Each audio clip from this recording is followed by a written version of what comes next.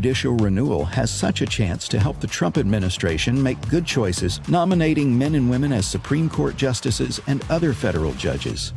Your gift helps make that possible, and we'll give you a free Bible study by Stephen McDowell, God's Blueprint for Life, Liberty, and Property as a thank you gift. Visit afaaction.net today. afaaction.net.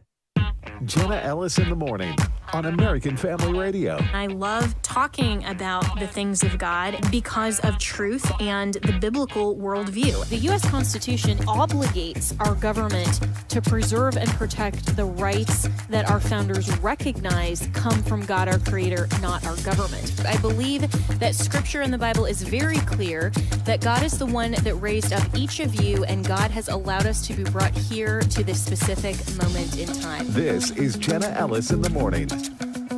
Good morning, and happy Friday. And Friday is sometimes when we take time on this program to cover some of the news and topics that are very important during the week that we didn't necessarily have time with all of the breaking news to cover. And for this segment, if you haven't been paying attention to the utter hypocrisy and ridiculousness of the left, there is perhaps no better headline than how the left is treating the refugees from South Africa and finding, as Matt Walsh from the Daily Wire put it, the left just found a type of refugee they actually hate, and it's because they are white. And so, interestingly, there was a breaking news headline a couple of days ago from religionnews.com that said this: the Episcopal Church has announced it will end its decades-old partnership with the government to resettle refugees, citing moral opposition to resettling white Afrikaners from South Africa who have been classified as refugees by the Trump administration. So what exactly is going on? Well, our good friend Jeremy Carl, who is an author and also fellow at the Claremont Institute, responded to that breaking news article and said, "Not for nothing did I do an entire chapter on anti-whiteness in the church in his book, The Unprotected Class, How Anti-White Racism is Tearing America Apart." So Jeremy Carl joins me now. Let's kind of set the stage with a little more context here, Jeremy, and where the debate is focused.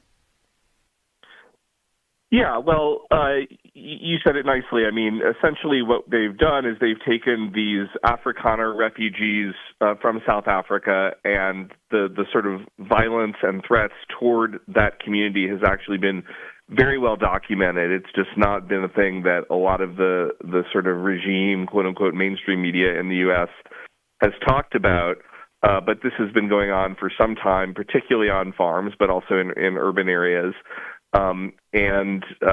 What's happening is now the Episcopal Church which is, as you noted, I mean, it's been participating in these refugee programs for decades.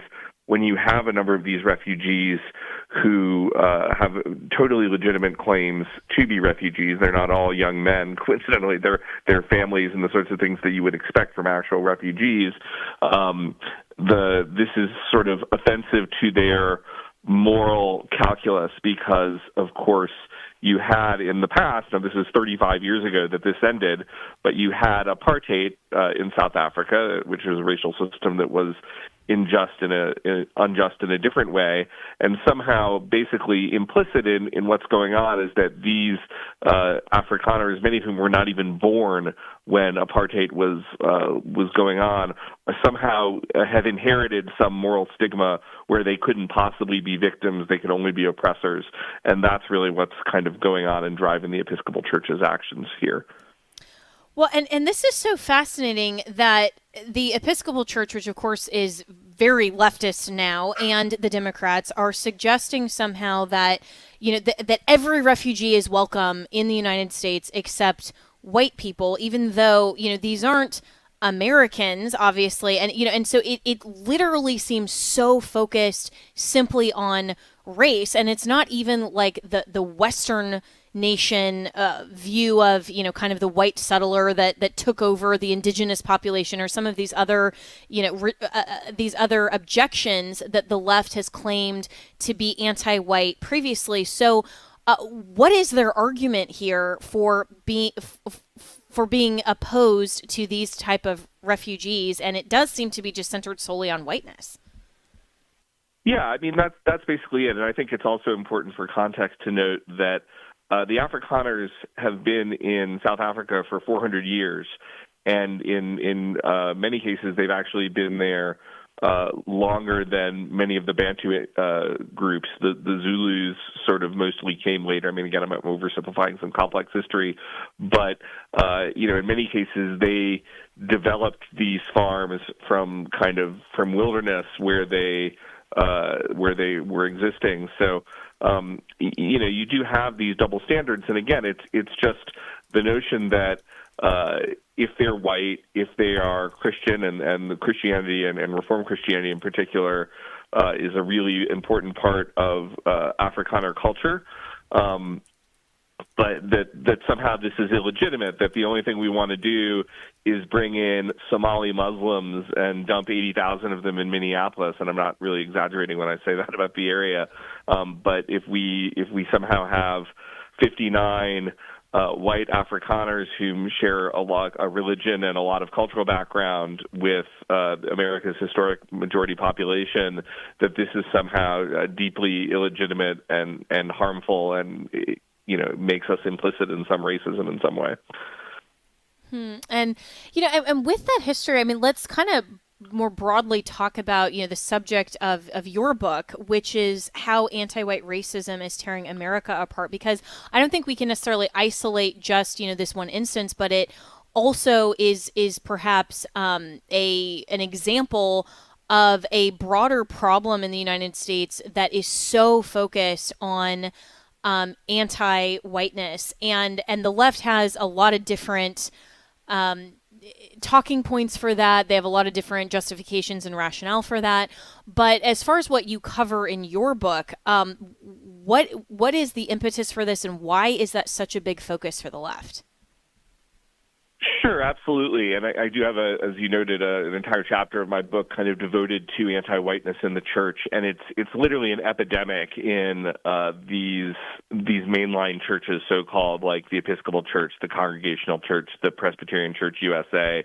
And you may not, if you belong to one of those churches, be seeing this in your congregation when you go to worship on Sunday, but at the denominational level, sort of the most hysterical sort of racial proclamations get kind of proclaimed. You had absolute hysteria around George Floyd, et cetera. But even beyond that, and again, I write about this in the book, it's the evangelical church is not clear of this either. And Vodi Bakum, who also wrote a terrific book called Fault Lines, he's an African-American Southern Baptist pastor, really gets into in even greater detail the sort of anti-whiteness that has come in even to the evangelical church. And literally what it is, it's not just a kind of, this is a side thing that's bad, but they're kind of doing good gospel. One of the things that I talk about in the book is that, and Bauckham explains this at greater length in his book, is that this is literally a substitution for the and a substitution of the notion that we're all guilty with certain people are guilty, and need to be saved because of their racism, rather than we all need to be saved because we're sinners. We get into this in much greater detail, but this is something that really strikes at the heart of the church. Yeah, and you mentioned Vadi Bakkum's book, which I've read. It's excellent, and he raises the point of cultural Marxism and this push by the left to redefine kind of original sin rather than in biblical terms, and that this is a common flaw to all of humankind and all of humanity and anthropology, and that human beings are made in the image of God, have inherent dignity and worth, and we're all sinners, and that is regardless of our immutable characteristics, including race. But the oppressor, of course, is sin, and when we look at our salvation, that can only happen through the saving work of Jesus Christ.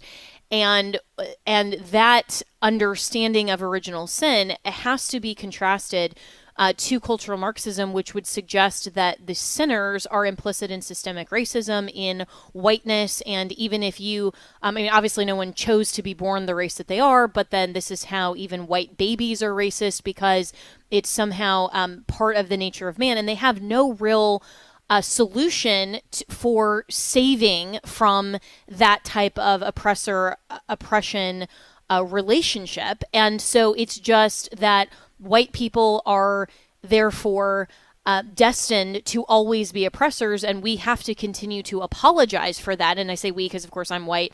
But the white man has to continually apologize and make amends, even though there will never be amends that are good enough. And so it is a theology in a sense. And I think that people miss that sometimes in the broader context of looking at the anti-white movement in America specifically, but I think across Western culture. No, that's exactly right. And again, I think you hit on the key point, and I kind of touched on it as well, but I just want to restate it because it's so important. I mean, this is a theology without a salvation, right? And it is a substitute theology for actual Christianity. It is not something, even though this exists throughout the mainline church, it's everywhere, but even in a lot of parts of the evangelical church, it is simply, it's not like, oh, well, this is a mistake that's existing alongside good Christianity. No, this is like, it's like you're worshiping the devil in addition to Jesus, right? Like you just can't do it. It is totally incompatible, but unfortunately it's become quite pervasive, and you're really seeing this, again, sort of most extremely in the case of the Episcopal Church here, but they're just kind of the fall guy for a much broader regime of anti-whiteness within the church that I talk about in the book, and this is kind of the fruit of that. And so, and the book is The Unprotected Class, How Anti-White Racism is Tearing America Apart, by my special guest this morning, Jeremy Carl. And you can get that, Amazon, wherever books are sold. It's titled The Unprotected Class. And so what is the solution in terms of policy? Obviously, the church needs to be engaged and be speaking truth. And the more people that understand the differences between these theological perspectives, hopefully we will return to being a Christian nation. But absent that great revival happening in the short term, what are some policy solutions that you explore in the book to contravene and counter this false narrative? Yeah, well, I think it's simply a question of, I don't even it's almost not a conservative liberal thing, so I hate to put this in terms of politics, but I'll just use it as a shorthand for conservative folks need to get involved at the denominational level, particularly in the mainline, actually, but also in the evangelical church. I mean, this stuff happens because there's not light shed on it. So sort of the leftists, the cultural Marxists, they are kind of in all these denominational meetings and other things that we don't typically like to go to. We want to show up at church on Sunday and pray and meet with our friends and do all those things. But when we don't participate, we don't get a seat at the table. So there's really that.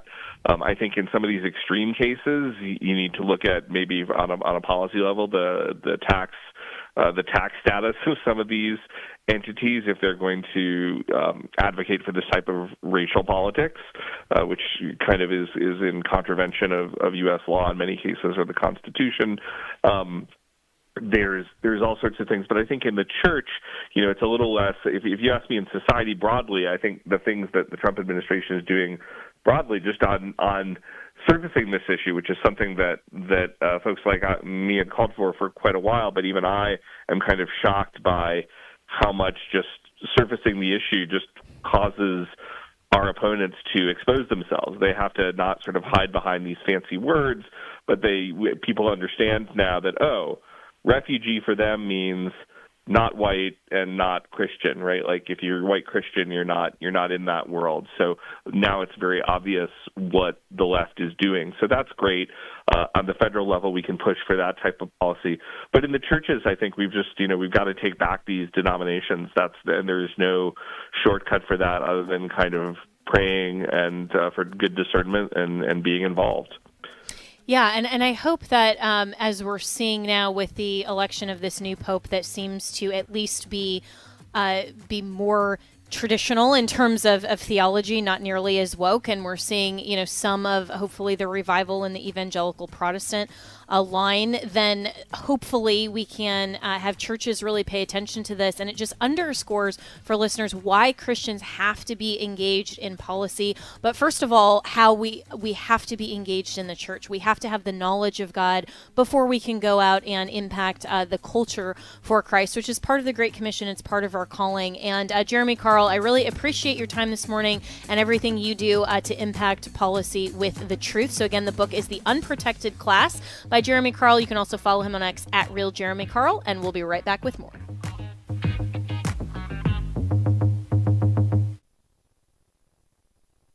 Do you believe in the absolute inerrancy of God's holy word? Do you believe in the power of the Holy Spirit to radically change lives and empower us to live like Christ? At Wesley Biblical Seminary, we believe God is raising up a movement of people across our nation and across the world who hold fast to the authority of the Bible and the hope of holiness. We are working today to equip tomorrow's pastors and Christian leaders through biblical and theological education and practical ministry that's accredited, affordable, online, and highly personal. Our programs include undergraduate, master's, and doctoral degrees, certificate programs, and even training for lay people. So whatever your next step is in being equipped for ministry, we're here for you.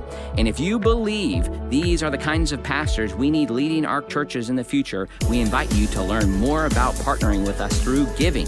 Learn more about Wesley Biblical Seminary by visiting us at wbs.edu today.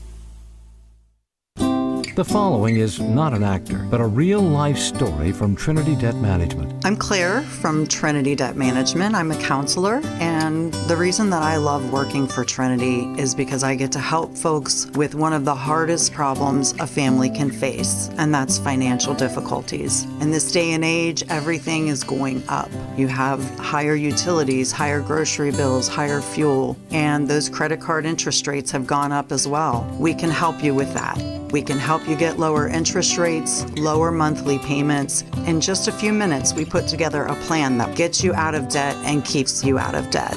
I love my job. It's a great program and a very smart way to find debt relief. If credit card debt has you down, call Trinity at 1-800-788-1813. I'm Claire, a Trinity counselor. Call me and become debt-free for keeps. 1-800-788-1813. Hello, Americans. I'm Todd Starnes. Stand by for news and commentary next. Female staffers at the Colorado State Capitol say they've been threatened over their opposition to a man using their bathroom facilities. State Representative Scott Bottoms, a Republican, is defending the unnamed staffers. He said the ladies are being told to sit down, shut up, and know their place. Bottoms is running for governor. He was a guest on my Newsmax TV show, and he tells me enough is enough. The transgender aide reportedly stalked female staffers and used body language to threaten the ladies. One aide said it was an intimidation tactic. In response to their complaints, the female staffers were told to either use the bathrooms in pairs, walk across the street, or use a bathroom from their home. It's unlikely the Democrat-controlled State House will do anything to protect the privacy of these female staffers. It's the same story across the nation, where Democrats have decided the rights of men who think they are women transcend the rights of everybody else. I'm Todd Starnes. Welcome back to Jenna Ellis in the Morning on American Family Radio. Well, welcome back, and we've been talking this week about the big, beautiful bill, which will contain potentially some popular tax breaks, and there is this question of no tax on tips, and the Republicans' plan, as the New York Times suggests, to inject Trump into the tax code. That's how they're framing it. And, you know, there's been some question from representatives like Marlon Stutzman, who I had on earlier this week, Congressman Chip Roy, and others who are concerned about the lack of really addressing, you know, comprehensive spending cuts, but there is a lot of room still for negotiation. So where are we at specifically with the tax issues, cutting spending, and giving Americans more of our hard-earned dollars back, or maybe that we can just keep it and we don't have to give it to the federal government anyway? Let's welcome in Brandon Arnold, who is the Vice President of the National Taxpayers Union. And overall, Brandon, what's your view on this big, beautiful bill? And then we'll kind of filter that down into how this applies to taxes. the big, beautiful bill. It's a good start. I think we have a solid piece of legislation to work from. I would concur with Representatives Roy and Stutzman that I think there's more work to be done in terms of spending. We are facing a crisis when it comes to our national debt right now. We cannot morally or economically impose this kind of debt burden onto future generations. So I think we need to do more there to cut spending and get rid of some of the clutter in the tax code, like these green energy credits. I think we need to be more aggressive there. But I do think we've made a good first start in making permanent tax policy, making sure we're not seeing a $4.5 trillion tax hike that would absolutely wallop the economy and hurt small businesses, hurt American families just dramatically. So it's a great start. I'd like to see some more refinement and some more work to perfect this bill. We're never going to get, of course, to a perfect bill, but I think we can improve upon what is a very strong initial step here. So ideally, then, what could Congress contemplate that would make this stronger? The first thing I would do, these green energy credits, which I just referenced, these came about from the Biden administration. They're a big Inflation Reduction Act, the worst named piece of legislation in American history. This phases out those credits. I would get rid of them immediately. I know that's a difficult thing to do politically because some companies have already started to utilize them. But the longer you let these credits linger, the more likely they are to survive in the long term because you're going to find a sympathetic Congress or a sympathetic president down the road that allows them to continue, maybe even makes them permanent. So the sooner you can rip these out of the tax code, the more likely you're going to have a durable effect. And we're talking about possibly $1 trillion in savings for American taxpayers if we can get these out of the tax code as quickly as possible. That can be used for deficit reduction. That can be used to grow the economy with better tax policy. There's a lot of better things that we can do besides subsidizing electric vehicles for wealthy Californians. Yeah, and I think the vast majority of Americans would agree with you on that. I'm speaking with Brandon Arnold, who's the vice president of the National Taxpayers Union. So where is Congress in all of this? Because it seems like, at least from all of the reports, that there's no great enthusiasm to actually have any kind of spending cuts. It's a lot of justifications of their own pet priorities, and it doesn't seem like there's a lot being done to actually fulfill the Trump mandate when it comes to taxes and some of these other priorities. Yeah, you're absolutely right. Everybody is in favor of spending reductions in the abstract. We all want to make the government smaller, particularly on the right side of the ledger. We all say, yeah, let's cut spending. Let's make the government smaller. But then when we get down to brass tacks and we talk about actual proposals to do so, then people get a little weak-kneed. And we're certainly seeing that in Medicaid. There's a lot of even Republican senators that are like, oh, maybe we shouldn't allow this. Maybe we should allow this money laundering system that states have set up to bilk the federal government out of billions of dollars. Maybe we should allow that to persist. Maybe we shouldn't crack down on the waste and fraud in Medicaid because it is helping certain folks out there, certain special interest groups, even though Medicaid is spending over $30 billion a year in improper payments that shouldn't be going out the door. So that should just be the tip of the iceberg here. But it's really hard to cut spending, and that's unfortunately why we have a nearly $37 trillion national debt and growing, because it's tough to do that spade work.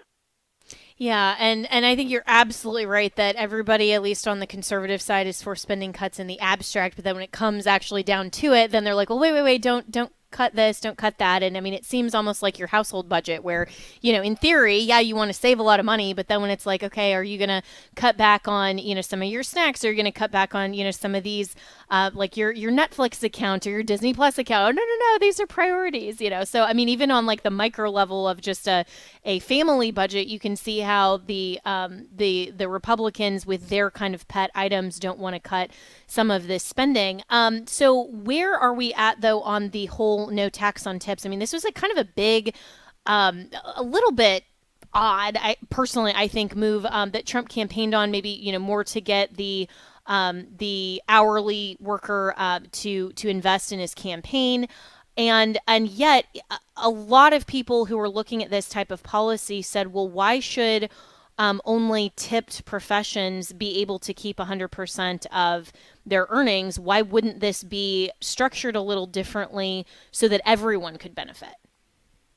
Yeah, and I totally agree with that. Obviously, we want to help working class Americans right now, but what we're talking about is a pretty narrow band of workers that actually collect tips in a significant way. About 8% of 8% of tips of hourly workers, and about 4% of salary workers get tips, a meaningful amount of tips, and would stand to really benefit from this policy. What I would like to see, I just don't like the idea of giving a big tax cut to the server and the bartender in the restaurant, but not really a meaningful tax cut to the host or the dishwasher or the kid that sweeps the floors. If we're going to provide tax relief, and I very much think that we should, I would much rather provide broad-based relief, because all those people in the restaurants are working their tails off, and they all deserve to have a lower tax burden as a result of that. So that's why I generally favor lower taxes across the board than targeted provisions like no tax on tips or no tax on overtime or some of these other more focused tax policies.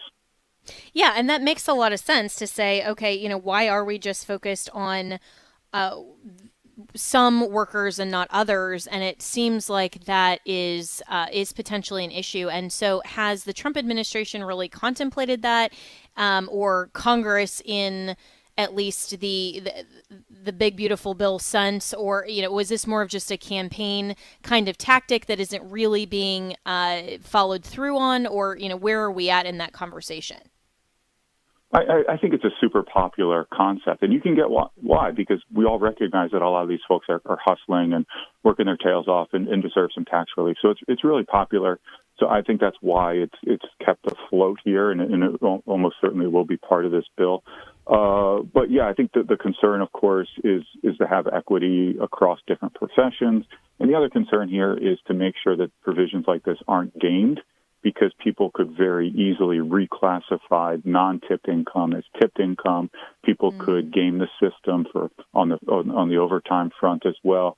So it's really going to fall upon the IRS, an agency that we all know is completely off the rails in so many different ways.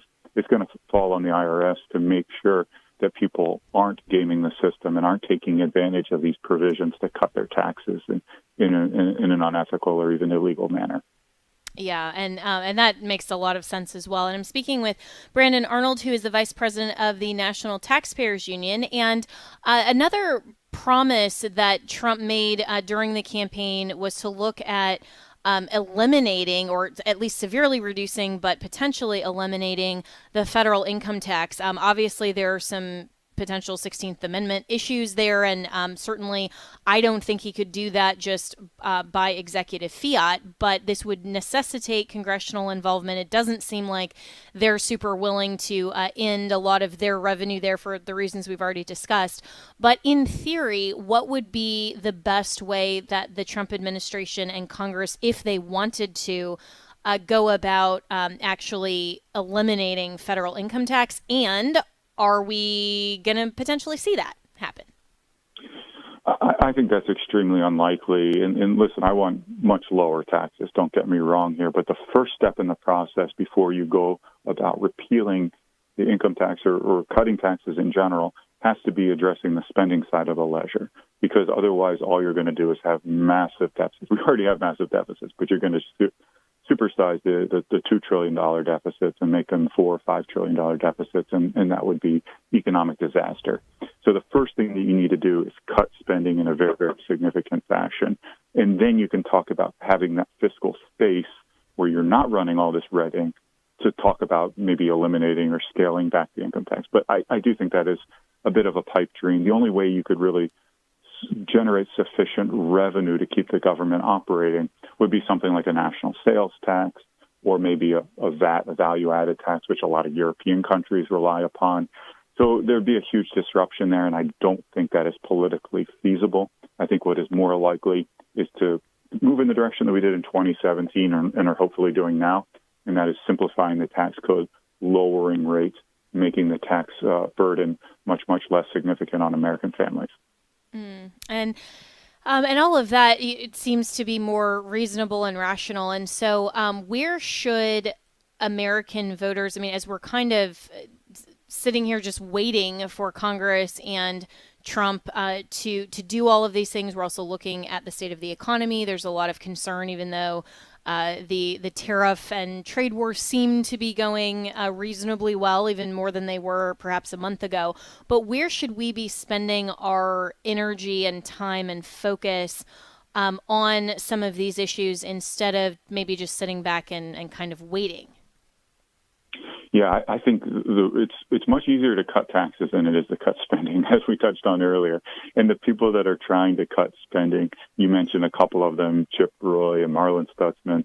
There's a real hardworking band of warriors out there in the House and to some extent in the Senate trying to cut spending. They're in an uphill battle. They need the support of their constituents. They need people out there steeling their spine and making sure that they can be successful in this effort.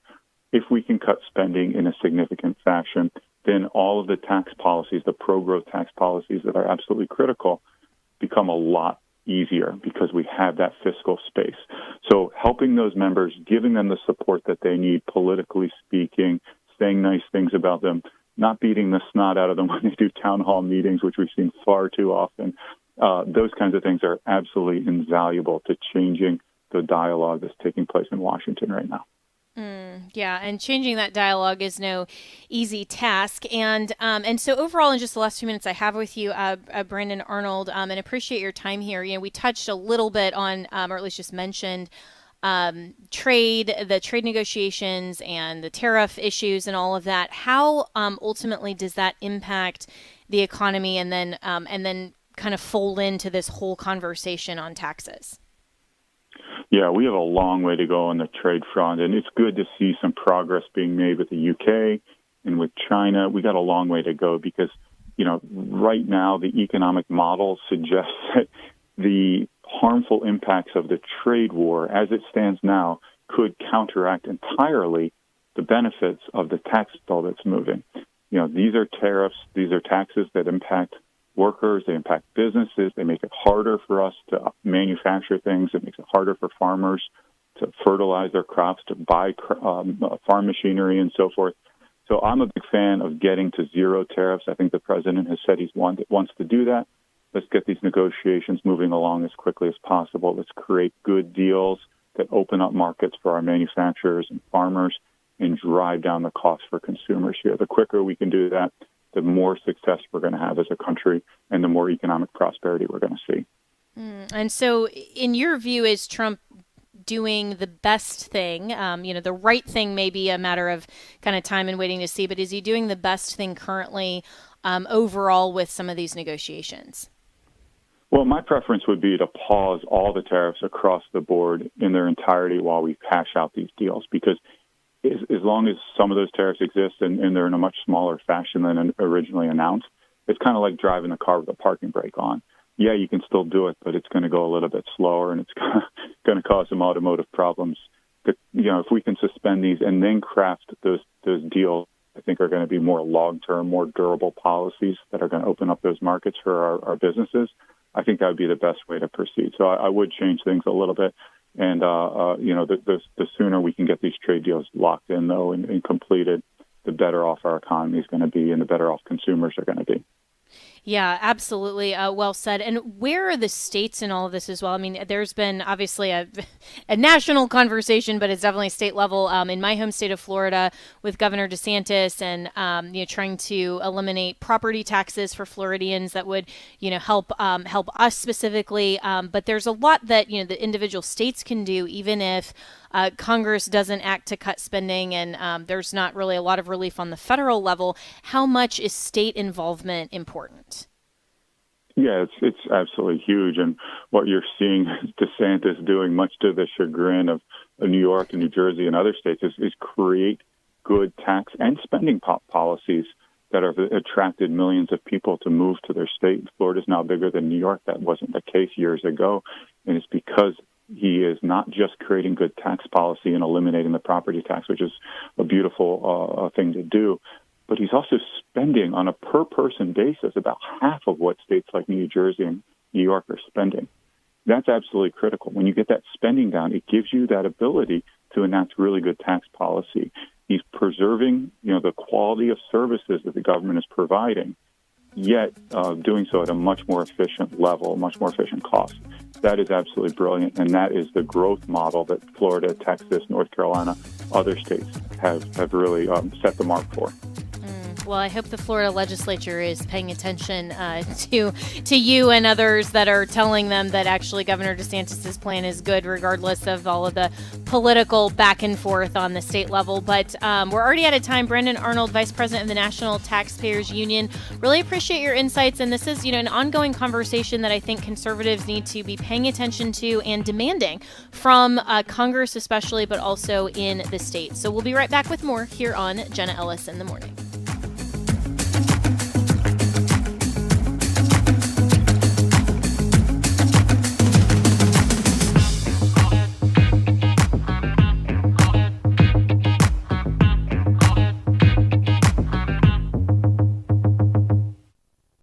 Washington Watch with Tony Perkins. You look at 3 of the 4 justices there in Colorado that voted to remove him from the ballot. They all came from Ivy League schools that had been created as divinity schools. What a picture of the apostasy in America when it comes to the church. Stay informed with Tony Perkins and his guests on Washington Watch, weekdays at 4 p.m. Central on AFR, or catch up anytime with the podcast at afr.net. While we rejoice that Roe was overturned, the pro-choicers are very energized. They are winning the arguments and elections. We need to win them back.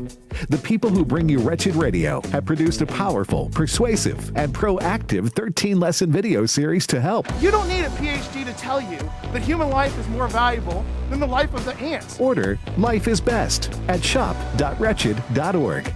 And listen to Wretched Radio Saturday nights at 10 Central on American Family Radio.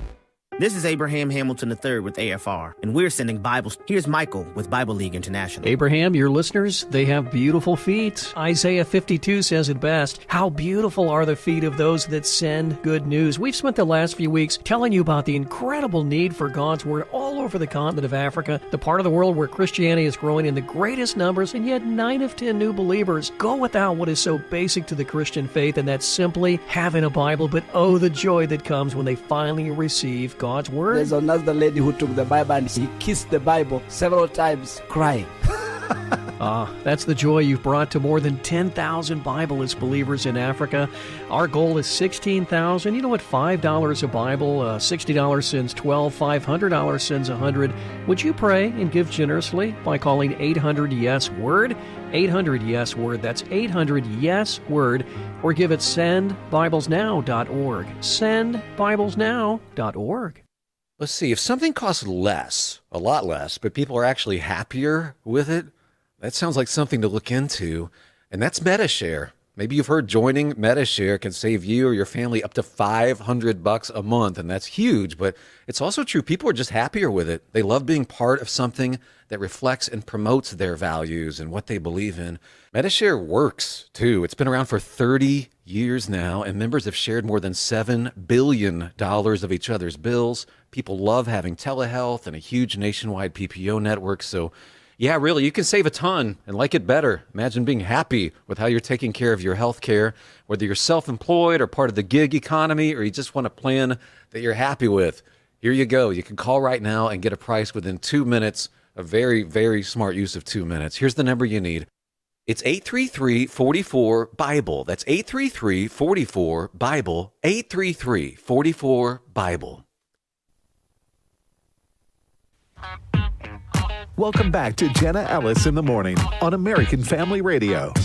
Welcome back. And one of the issues that I find most fascinating, especially for younger people today who are looking at, the America First agenda and some of these things, is why should America support Israel? And what is the historicity of understanding Israel's claim to the land and the current conflict in the Middle East? And this goes all the way back to Genesis 11, and we see the historical truth and fact of the Bible, and a lot of, I think, policy and politics among conservatives is really missing the piece of the biblical worldview, not just from a faith-based perspective, but actually historical fact. And there's a great brand new book out that is titled When the Stones Speak, and the remarkable discovery of the city of David and what Israel's enemies don't want you to know. So this is by Doran Spielman, and this is the untold story of the rediscovery of the ancient city of David in Jerusalem and powerful evidence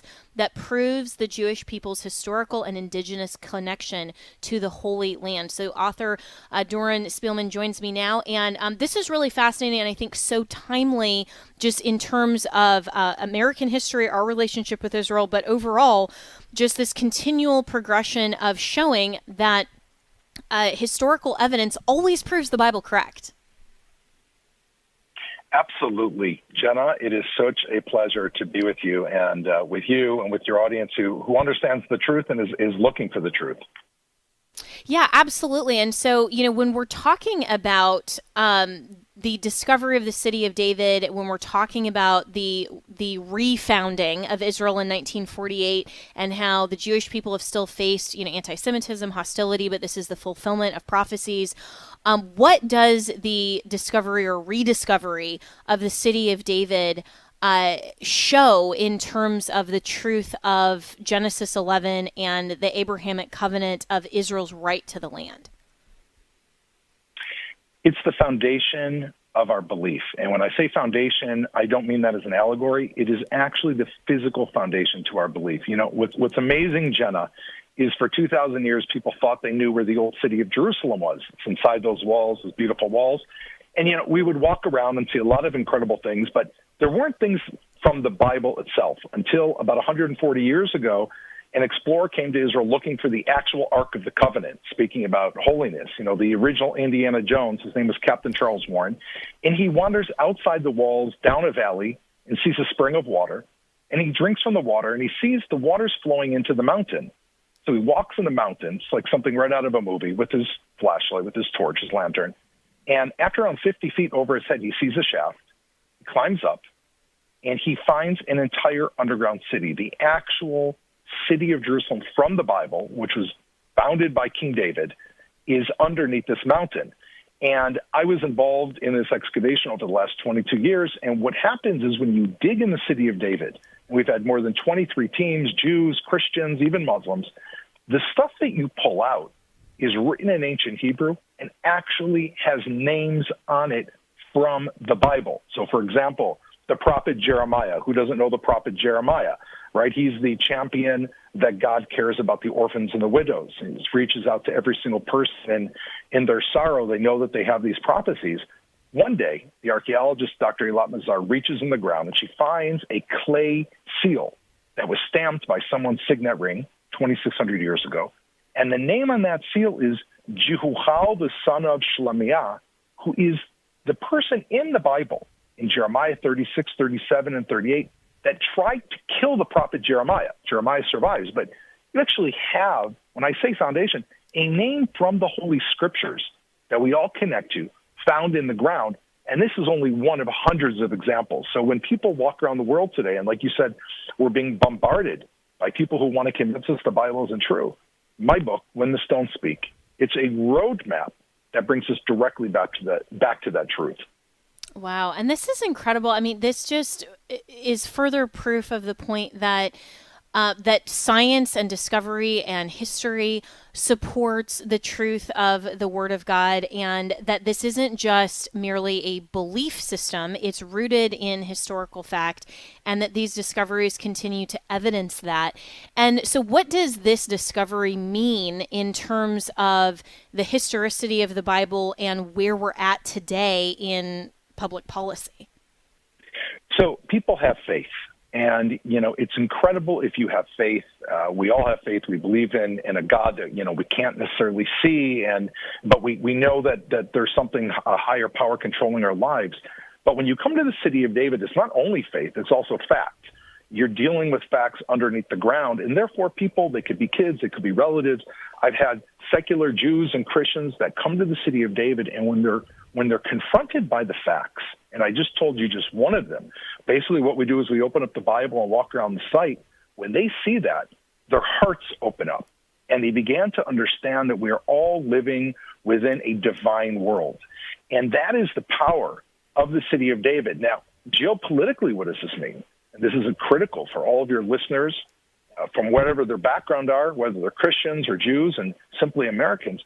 So first of all, our foundation is the Bible, right? The founding fathers of America crossed the sea to come to America, and they saw themselves like the ancient Israelites crossing the Red Sea. They lived out a biblical journey, the founding of America. Well, today, if you turn on the TV and you look at what Hamas are teaching those kids in Gaza, they're teaching those kids in Gaza that Muhammad was the first person in Jerusalem. He's the only prophet in Jerusalem. There never was Jewish history. As a matter of fact, I quote the Mufti of Jerusalem, Ikrim Sabri. He teaches this to Muslims and goes in all the classrooms, not only in Israel, but throughout the world. Any stone you uncover in Jerusalem, not a single one of them has an ancient Jewish marking. Even Mahmoud Abbas 3 weeks ago said the temple was in Yemen if it had all existed. So they have created a history, Jenna, that simply erases our biblical history. And it's not only in the mindset of those Hamas fighters who stormed into Israel in their delirium, it's also, you hear this on campus. All of your listeners, they have children going to campus, and whether they are Jews or Christians supporting Israel, they see it on, our kids see it on campus. They're confronted by people saying, no, those are colonialists, those are imposters. Well, when you read my book, When the Stones Speak, what it does is it grounds our faith in faith and also in logic, and creates a sense of security for our children. That's why it's such an important read to buy into, read, and then to actually share, because this is the story of the founding of America, and this is the same story that our enemies don't want us to know. So we know we have to know it and share it. Wow. And that's just such an incredible history. And I think we have to have that application as well, to not just say, okay, well, this may be interesting from a historical perspective, but then we lose the connection to today. And so where can we be focused on, teaching the next generation why all of this matters, and to say, okay, we may have America First policy, but part of being America First is supporting Israel by understanding their claim to the land, by understanding this history and supporting the truth of the promises of God. And, we tend to, I think, try to frame our support for Israel merely as a salvific kind of issue and say, well, they're God's chosen people and all of that, kind of, negating the finished work on the cross a little bit to say, the Gentiles are grafted in, all of these things. To me, it's a lot more about understanding that God's covenants are eternal and that this really matters from a historical perspective, but it does impact policy. So how would you say that we need to frame this for young people who are very engaged in American politics to understand why this matters from a faith-based perspective, but then putting that into policy overall? Absolutely. First of all, it's a phenomenal question, and I'll phrase it like, I'll start in the negative. If what they are saying about Jewish history and the Israelites, as I say in the book, denying our history, then it basically denies Christianity, and it denies America. And if we love both our faith and we love America, the first thing we have to be able to do is to stand up and defend it. And for that, we need knowledge, which is why I wrote the book. It's important to read my book. It's important to read the Bible. It's important to not only live these things, Jenna, it's important that our young generation is able to speak about them with pride. What this basically does, and what Israel does for America, is it gives America a real sense that its founding was divine, because America and Israel share such values. We share such values. The Liberty Bell is inscribed, liberty be proclaimed throughout the land. It's right from the Bible. And justice, tzedek tzedek tirdof, you shall follow justice and make justice. We cannot exist in the United States of America today in a changing world unless we know to reach deep and grab onto our faith and understand the whole reason we're here is because America has a higher purpose. And we can see in America today, that's the challenge. There are those who think, no, there's no higher purpose. There's no boundaries. People can be whatever they choose. They can choose everything. It doesn't matter the way you were born. No, the Bible is our foundation. And while countries come and go, we know that the Bible has been there for all of us. And that's why the policy of the United States, of course, America has its own interests in mind. Israel is in America's interest, because we contain the foundations of the faith that America exists on. And that is really the key. On a practical level, of course, Israel's a true ally. But, why are we an ally? Why, are we more of an ally than Saudi Arabia and Qatar and Syria and all these other places? The reason we're an ally is at the end of the day, God forbid we get another less friendly president that comes in the future and tries to unwind these things. The one country that will never leave America's side is Israel because we share the same values. And that is why this is so important. You reach down beneath the ground and you listen to the stones speak. I call the book When the Stones Speak, because if you listen to those stones in the bedrock of Jerusalem, what you hear is your identity. And we have to embolden this young generation. Know your identity, stand proud, defend it, and share it with the rest of the world.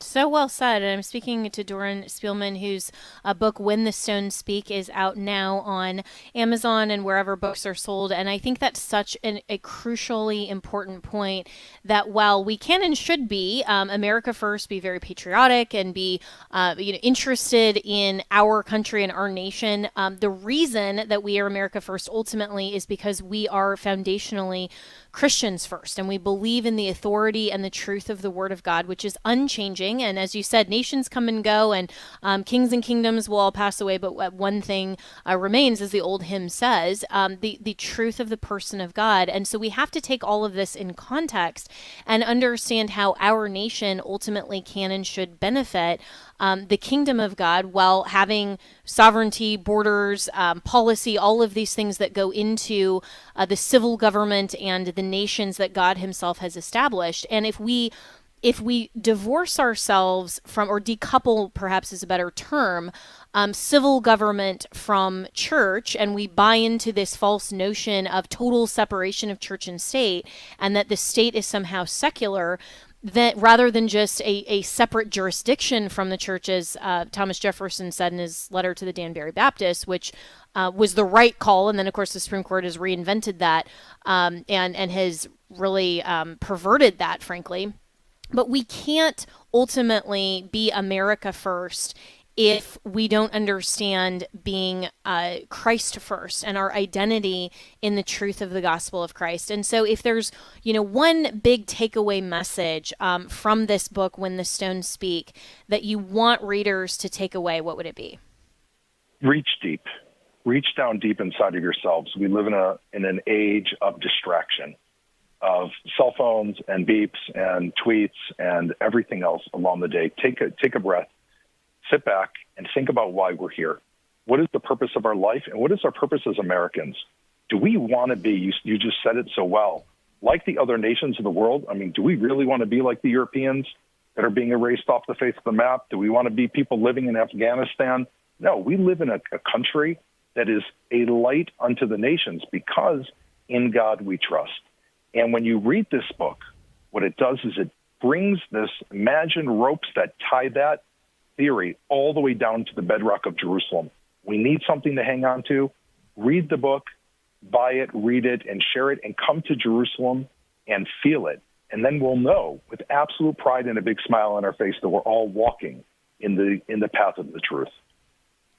And so well said. And we do need to walk in light of the truth and the gospel of Christ. And it's such an important point that I can't underscore enough, that it's not just about policy and politics. It's understanding the full counsel of God. And I think that books like this are incredibly helpful to underscore that point and to suggest that when we understand the full counsel of God in the history, that it continues to show the truth of the full counsel of God. Because so many people, Doran, think of the Bible as just, this kind of, this kind of fortune cookie kind of, well, this is wisdom that you can take or leave or whatever. And they don't necessarily think of it as proving the theological construct and the truth of the Christian life that is necessary for our good. And there's so much more I could talk with you about. We're already out of time,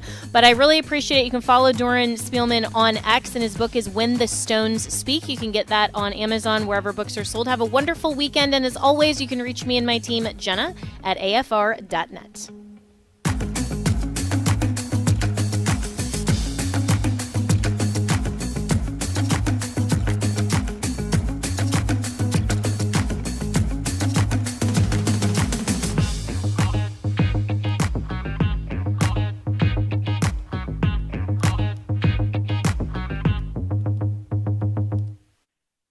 The views and opinions expressed in this broadcast